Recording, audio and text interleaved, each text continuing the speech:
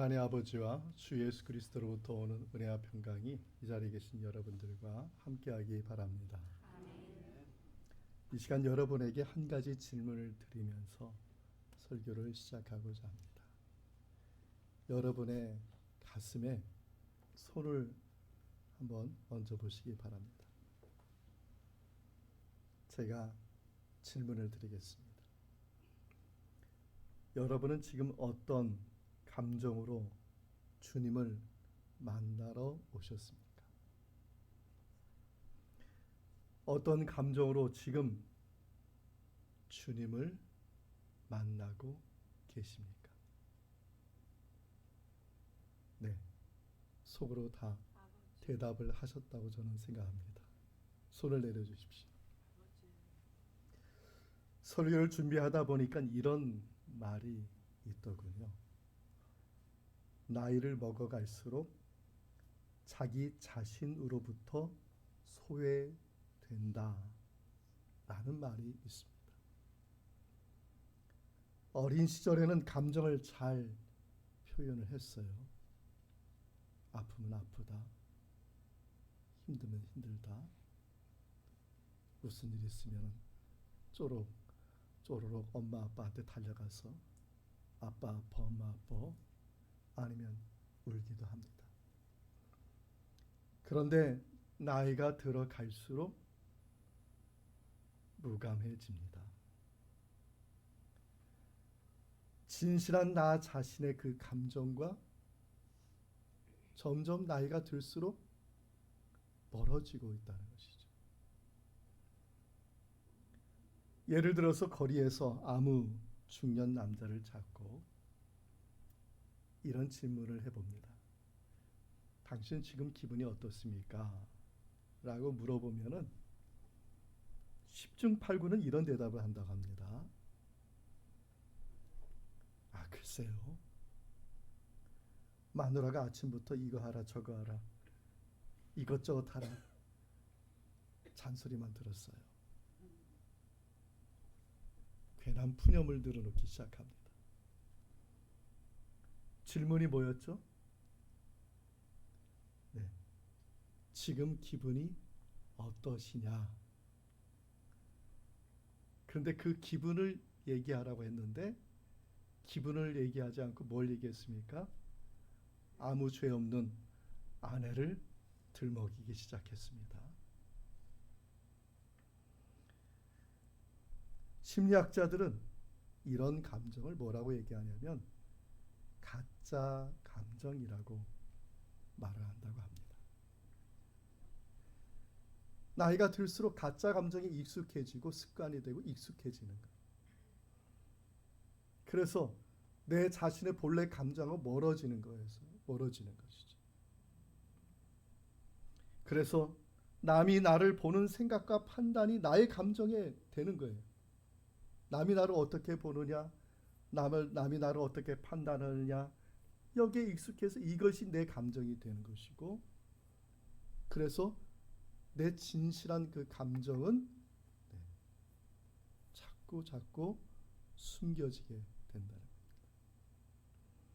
그래서 사람들이 보통 이렇게 뭘 느끼십니까? 이렇게 말을 하면은 이 숨겨져 있는 말을 하지 않는데요. 특별한 사람한테만 얘기하는 거죠. 네, 오늘 저녁에 야 시간 있어? 친구 만나서 아니면 정말 내 속마음을 털어놓을 수 있는 사람에게만 얘기하고 보통 느낀다고 느낌을 얘기하려면 무슨 느낌을 하냐면은 타인이 보는 생각, 타인이 보는 판단 그렇게 해야지 뭐가 유지됩니까? 대인관계가 유지되는 거죠.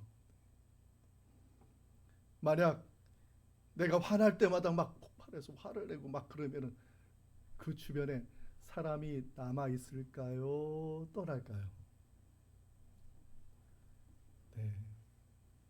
물론 남아 있을 사람 남아 있을 겁니다만 대인관계가 안 좋다고 떠나가죠. 물론 이런 대인 관계를 위해서 가짜 감정을 자꾸 말하고 진짜 감정을 숨기는 것은 뭐 일상적일 수 있습니다만, 그런데 이러한 것들에 길들여져 있는 현대인들의 그 마음은 늘 불안하다는 거예요. 뭔가 불안해 항상. 자기 감정을 감추고 사니까. 집에 있어도 불안해. 집에 뭐 먹을 것도 있어. 돈도 있어. 다 있어. 자식들도 잘 돼. 다 잘 돼. 뭐 왜 불안하지? 사업을 해도 불안한 거예요. 사업을 해도. 직장을 다녀도 불안해. 요즘 젊은 청년들 얼마나 직장 잡기 어렵습니까? 근데 청년들 마음은 다 불안해.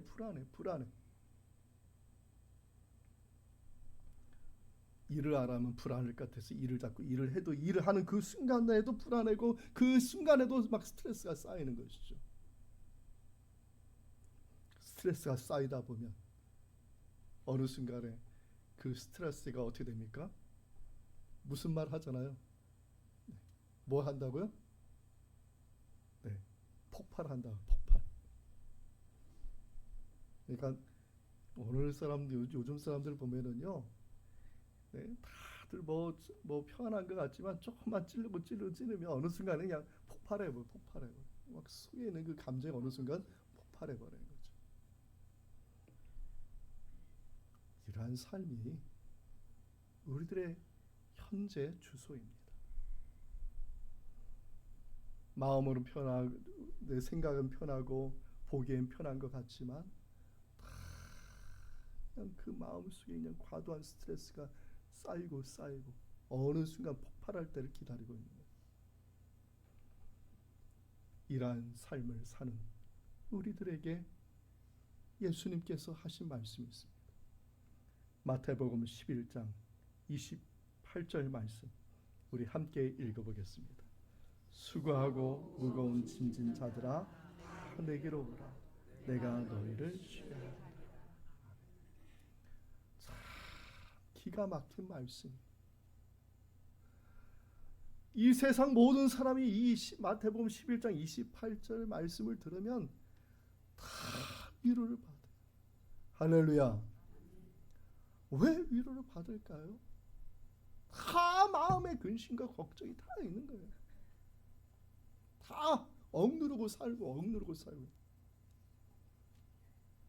특히 여기 계신 옛날 어르신들 같은 경우는 그냥 다 억누르고 사는 거죠. 마음의 위로를 받는 자가 참된 복 있는 사람입니다.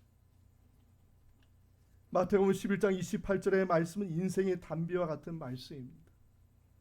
오랜 가뭄 끝에 내린 촉촉한 담비가 농부에게 얼마나 고마운 존재입니까?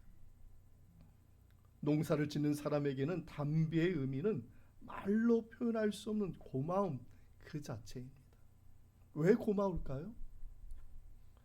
비가 내린다고 해서 당장에 먹을 것이 해결되는 것이 아니에요. 비가 내린다고 당장 먹을 것이 해결되지 않지 않습니까? 그런데 비가 내리는데 농부는 기뻐요. 왜 기뻐요? 마음의 걱정 근심이 싹 비와 함께 그냥 싹 쓸려 내려가 버려요. 그래서 자기 하는 일에 뭔가 희망이 보이고 소망이 보이게 돼요. 하나님의 은혜는 담비와 같습니다. 지금 우리 이 시간에 예배하는 이 시간에 하나님의 은혜가 우리의 마음에 담비와 같이 내리고 있는 줄 믿습니다. 성령의 은혜는 불과 같이 임하기도 하고 기와 같이 촉촉히 임하기도 하고 비둘기와 같이 임하기도 하고 하나님의 은혜를 받는 사람은 정말 어린아이와 같아요. 찬송가 565장 1절에 이렇게 가사가 되어 있어요. 우리 함께 읽어볼까요? 예수께로 가면 나는 기뻐요. 걱정 근심 없고 정말 즐거워. 예수께로 가면 나는 기뻐요. 나와 같은 아이 부르셨어요. 이 자리에 계신 여러분들, 오늘따라 제 눈에는 어린아이처럼 보입니다. 갑자기 젊어지셨죠? 어린아이처럼. 은혜 받은 사람은요, 생각도 어린아이 같고 말도 어린아이 같고 행동도 어린아이 같이. 참 희한합니다. 은혜 받으면은요, 그 은혜로 이상하게 사람이 생각도 어린애가 있고 말하는 것도 어린애가 있고 행동하는 것도 어린애. 이 자리에 계신 여러분 모두가 하나님의 은혜로 어린아이 같은 그런 은혜 받는 사람이 되기를 바랍니다. 네, 우리 옆에 있는 분에게 우리 이렇게 말해볼까요? 오늘따라 당신이 어린아이 같군요. 따라 당신이 어린아이 같군요. 시편 23편 1절에 다윗이 고백한 유명한 고백이 있죠. 여호와는 나의 목자시니 내게 부족함이 없으리로다. 어린아이 같은. 다윗이 이 고백할 때는 어린아이예요. 주님 품에, 하나님 품에 안겼을 때 그냥 다 필요 없어. 그냥 주님 품에 있는 것이 다 만족이야. 저는 오늘 본문에 사용된 이 복이란 의미가 이런 의미라고 봅니다. 본문 1절에 사용한 복은 히브리어로 아쉬레이라고 하는데, 이 아쉬레란 이 히브리어 이 번역하면 이 원래 말은 무슨 뜻이냐면 행복하다라는 뜻입니다.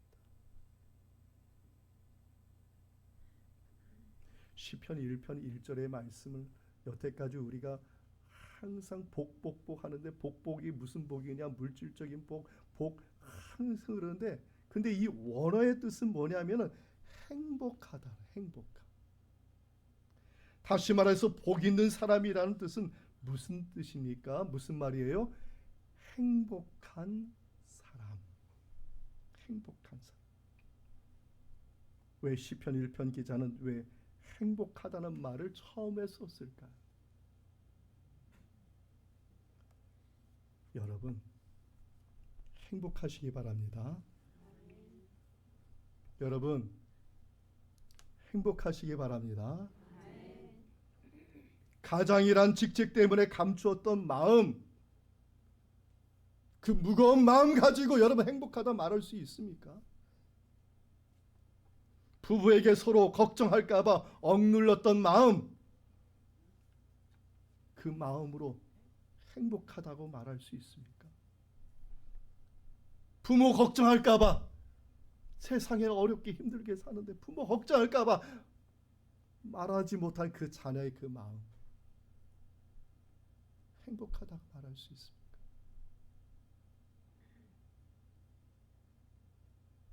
만약 우리가 하나님께 나왔는데 여러분의 그 마음을 숨기고 있다면 행복한 사람이 아니에요. 행복의 반대가 뭡니까? 네, 어려운 질문드려서 죄송합니다. 행복의 반대를 뭐라고, 무슨 말이라고 해요? 불행이라고 해요.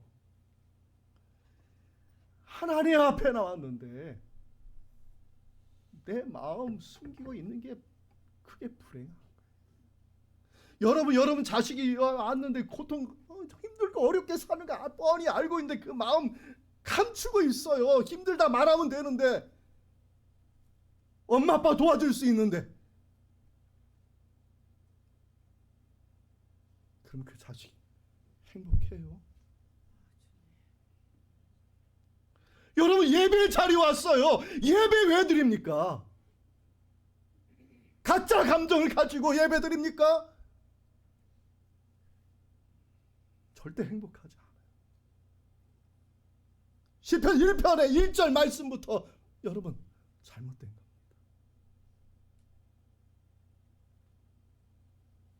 예배 시간에는요,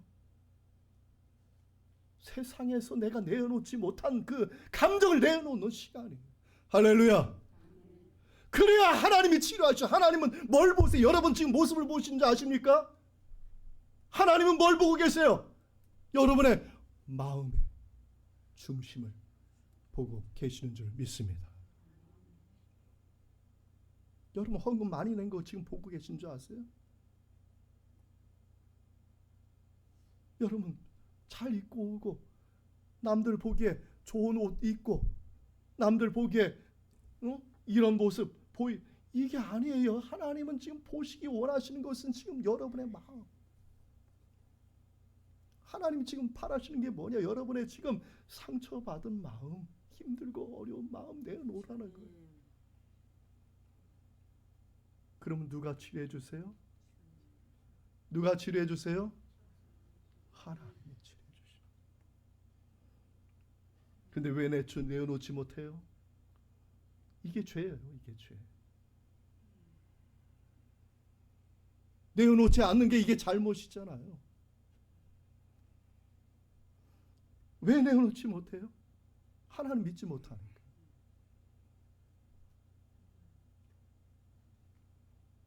하나님 믿지 못하는 거예요.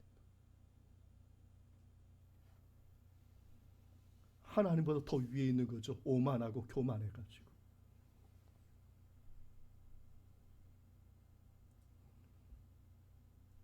하나님을 인정하지 않는 악인들의 길이며 죄인들의 길에 서지 않겠다고 지금 선언하는 거예요. 복 있는 자. 시편 1편의 기자는 지금 그런 길을 가지 않겠다고 지금 선언하고 찬양하는 거예요. 지금 시편 1편의 1절의 말씀, 이 시편의 1편의 말씀 그냥 선언적인 말씀이 아니고 그냥 여기 쓰여져 있는 말씀이 아니고 저와 여러분의 말씀이에요.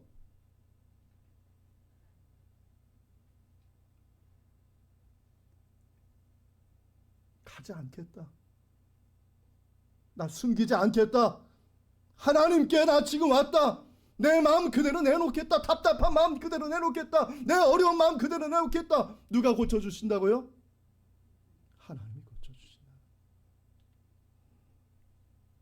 시편 1편 1절의 말씀을 함께 읽겠습니다. 복 있는 사람은 악인들의 꾀를 따르지 아니하며 죄인들의 길에 서지 아니하며 오만한 자들의 자리에 앉지 아니하며. 시편 139편 저희들 교독했습니다. 이 시편의 기자는 어떤 심정인지 아십니까? 지옥에 떨어지는 마음이었다는 거예요. 지옥에 떨어지는 그 마음, 처절한 그 영적인 그 싸움 속에서 지금 그 아픈 마음을 가지고 누구에게 왔느냐? 하나님께 달려왔다는 겁니다.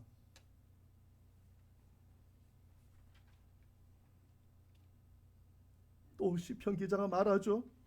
내 처지가 어떤 처지였는지 아느냐? 바다 끝 낭떠러지에 서 있는 심정이었다는 거예요. 바다 끝 낭떠러지 절벽입니다. 왜 서 있었죠? 죽으려고 서 있는.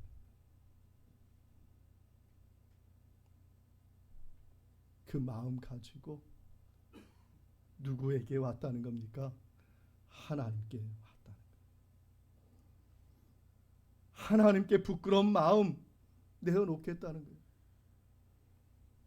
배신당하고 공격당하고 죄로 수치로 그 마음 내어놓겠다.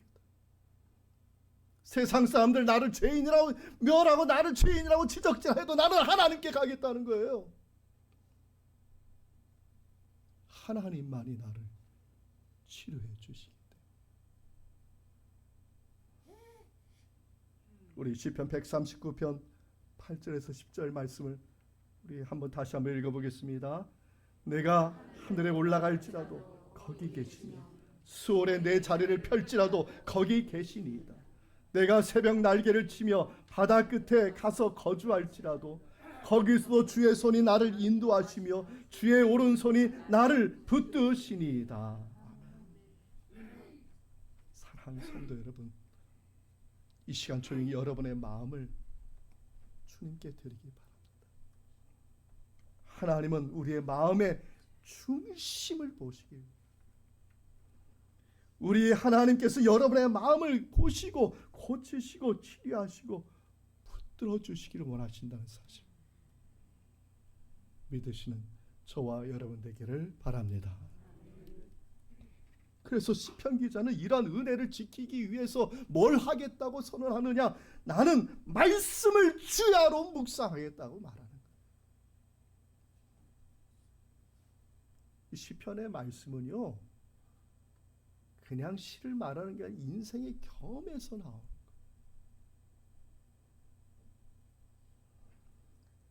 (2024년) 최근에 한국교회의 트렌드 분석 자료에 의하면은 코로나 3년 이후에 새로 생긴 신조가 있는데 플로팅 크리스찬이라는 말이라고 합니다.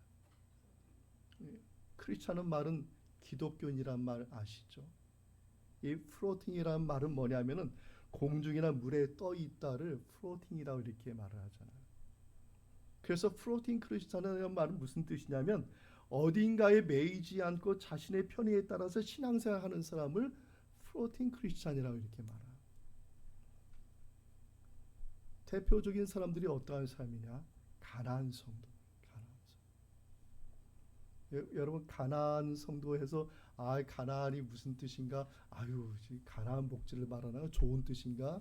그렇게 생각하시는 분이 있는데 가나안이 무슨 뜻입니까? 거꾸로 하면은 안 나가. 안 나가. 나는 뭘 해도 안 나가. 이 가나안 성도라는 뜻은 안 나가 성도를 좋은 말로 가나안 성도. 이 플로팅 크리스찬들은 뭘 하냐면 컴퓨터 화면에 이 교회 저 교회 영상 예배를 다 띄워놓고 예배 드리는 거예요.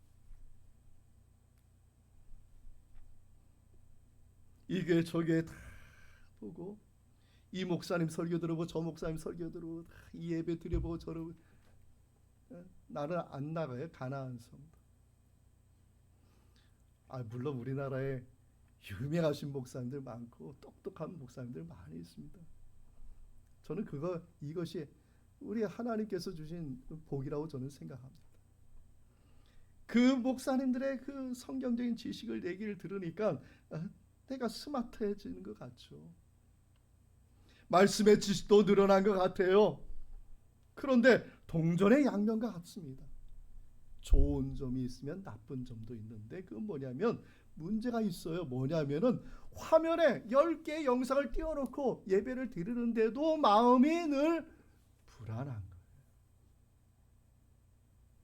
허전해요. 마음이 불안하고 허전해. 이상해. 예배를 드리는데 외로워. 이유가 뭔지 아시겠습니까? 내 마음을 감추고 예배를 드리니까 그래요. 여러분 코미디 프로그램들 잘 가끔가다 보신다고 저는 생각합니다만 저도 가끔 봅니다. 그런데 도대체 이 영상을 보다 보면은 도저히 안 웃겨요. 이게 무슨 코미디인가 하고 이렇게 너무나 안 웃겨요. 근데 현장에 있는 사람들은 뭐 하고 있어요? 막 웃고 있어요. 하하하하 막 그러. 그럼 내가 생각해요. 제가 내가 잘못됐나? 이거 도대체 안 웃기는데 왜 웃겨? 근데 현장에 있는 사람은 막 웃고 난리치고 막. 나는 그 영상을 보면서 뭘 하고 있는 거예요? 내 감정 감추고 지금 보는 거예요. 어떤 마음으로 보는지 아시죠? 한번 웃겨봐라. 한번 웃겨봐라. 정말 나를 웃기면 내가 인정하겠다. 그런 마음 가지고 보니까 안 웃긴 거죠. 이 시간 우리도 마음을 숨기고 예배하고 있다면 플로팅 크리스찬과 뭐가 다를 바가 있겠습니까? 허전함과 외로움을 갖게 된다면 예배를 드린다고 무슨 의미가 있겠습니까? 시편 1편의 기자도 우리와 같이 악인의 길에 설 수 있는 인간입니다. 하나님이 아니에요. 이 사람도 언제든지 악인의 길에, 언제든지 죄인의 길에 설 수 있는 사람이에요. 그런데 그 악인의 길에, 죄인의 길에 서지 않고 나는 행복한 사람 되겠다는 거예요. 어떤 사람이 난 하나님과 같이 하나님을 만나고 사는 사람 되겠다는 거예요. 그렇게 해서 내가 무엇을 선택하느냐? 주야로 말씀을 묵상하겠다. 주야로 말씀. 본문 2절의 말씀 우리 함께 읽어볼까요? 오직 율법을 즐거워하여 그 율법을 주야로 묵상하는 도다. 복 있는 사람은 어떤 사람이냐? 하나님의 말씀을 묵상하는 사람. 이 묵상한다고 해서 메디테이션, 영어로 메디테이션인데 묵상한다고 해서 이 묵상이라는 것은 머리로 이게 깨닫고 뭐 이게 아니에요. 이 묵상한다는 말은 히브리어로 예흐게라고 하는데 이것은 깊이 생각하는, 깊이 생각하는. 어디로 깊이 생각하는 걸까요? 여기로 깊이 생각하는 걸까요? 여기로 깊이 생각하는 걸까요?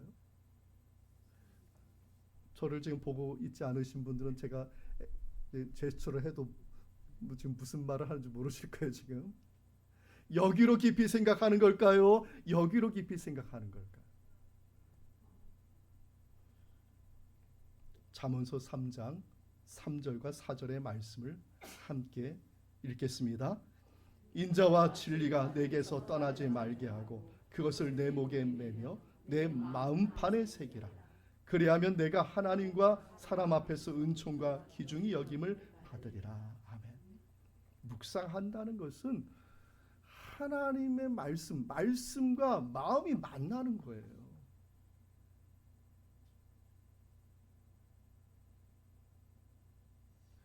예배한다는 것은 하나님과 나의 마음이 만나는 시간이에요. 찬양하는 것은 내 입술로, 내 목소리로 찬양하는 게 아니라 그 찬양의 가사와 내 마음이 만나는 거예요. 기도하는 그 시간 내 입술로 쪼앙쪼앙 이렇게 막 말하는 게 아니라 하나님의 그 영과 내 마음이 만나는 시간이에요.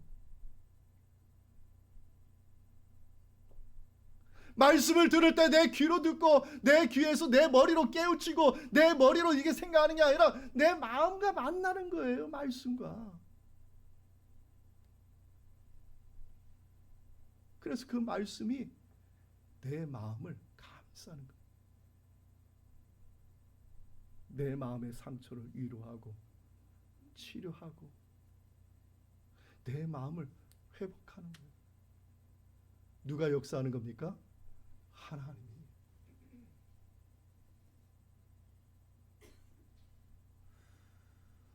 그게 마음판에 새기는 거예요.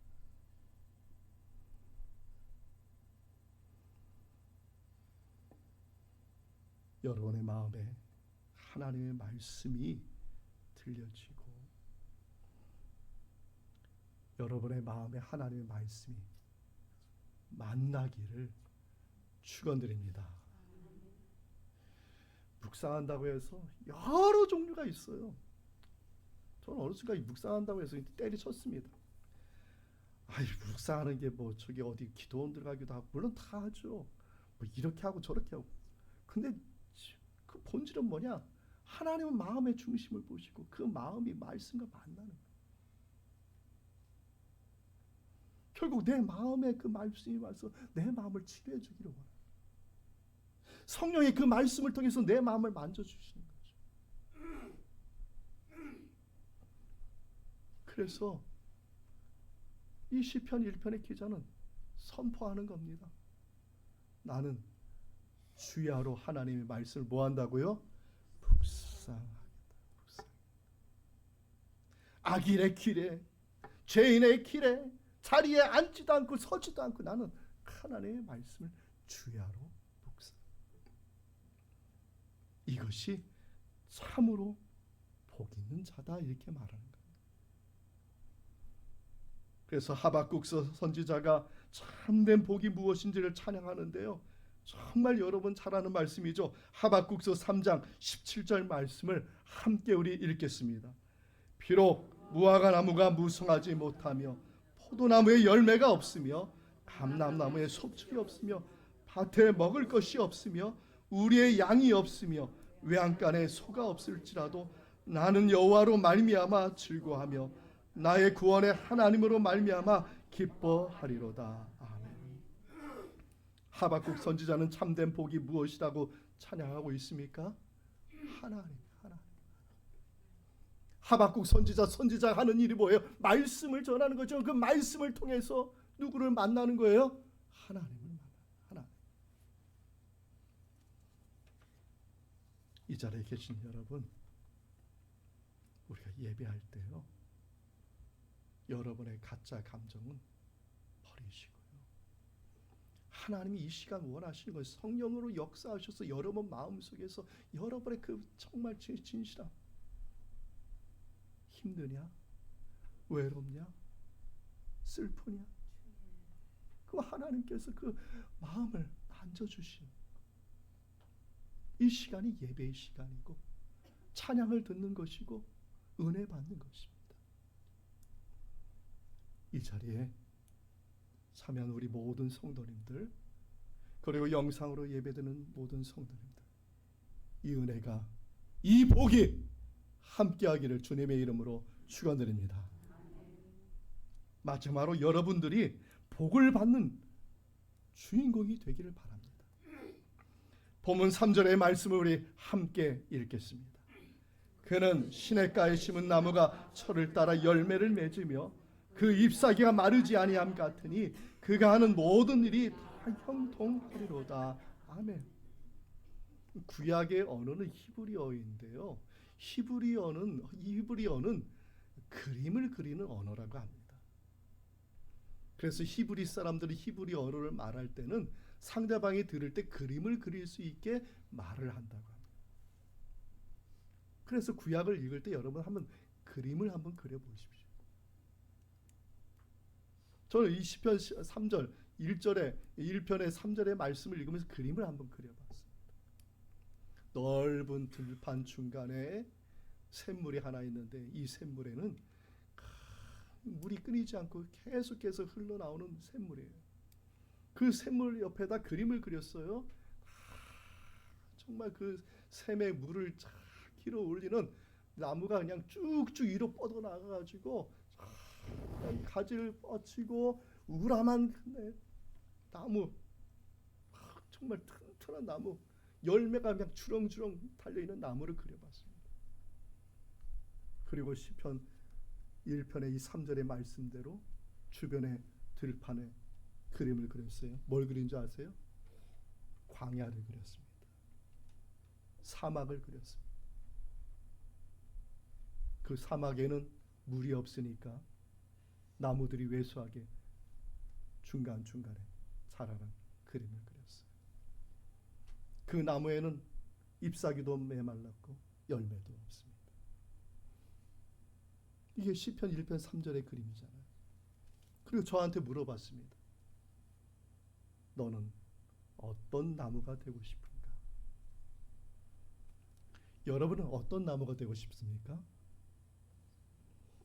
샘물 옆에 심겨진 우람하게 자란 그 나무가 되고 싶습니까? 광야에 정말 왜소한 나무가 되고 싶습니까? 네. 안 들려요. 네. 샘물에. 저도 그렇게 얘기했어요. 영원히 마르지 않는 생수를 내는 샘물에 관한 나무가 되고 싶다. 사랑하는 성도 여러분, 여러분들은 이러한 복을 받는 사람이 되기를 주님의 이름으로 축원드립니다. 말씀을 귀로만 듣지 마시고요, 마음으로 들으시고 말씀을 묵상하는 겁니다. 일주일 동안 그 말씀 속에서 여러분의 마음을 만져주시는 하나님의 은총, 성령의 역사, 마음뿐만 아니라 육신의 문제도 해결해 주시는 놀라운 은총이 함께할 줄 믿습니다. 본문 3절에 말하잖아요. 시냇가에 심은 나무가 철을 따라 열매를 맺으며 그 잎사귀가 마르지 않은. 마음의 문제뿐만 아니라 육신의 문제까지도 다 해결받게 되었다는 것입니다. 말씀을 통해서 생명수가 되시는 주님의 은혜, 예수 그리스도의 은혜, 예수님이 공급해 주시는 생명수의 은혜를 받는 이 자리에 있는 모든 성도님들 되기를 주님의 이름으로 축원드립니다. 요한복음 4장 14절의 말씀 우리 힘차게 우리 읽어보겠습니다. 내가 주는 물을 마시는 자는 영원히 목마르지 아니하리니 내가 주는 물은 그 속에서 영생하도록 솟아나는 샘물이 되리라. 아멘. 영원히 목마르지 않는 생명 샘물이 되시는 예수 그리스도 안에서 여러분 마음의 뿌리를 내리시고 신앙의 뿌리를 내리시고 인생의 뿌리를 내리시고 그래서 형통의 복을 받는 축복의 주인공이 되시는 저와 여러분이 다 되시기를 다시 한번 주님의 이름으로 축원드립니다. 아멘. 이 말씀의 은총이 예수 그리스도 안에서 저와 여러분의 마음과 생각을 지키시기 바랍니다. 아멘.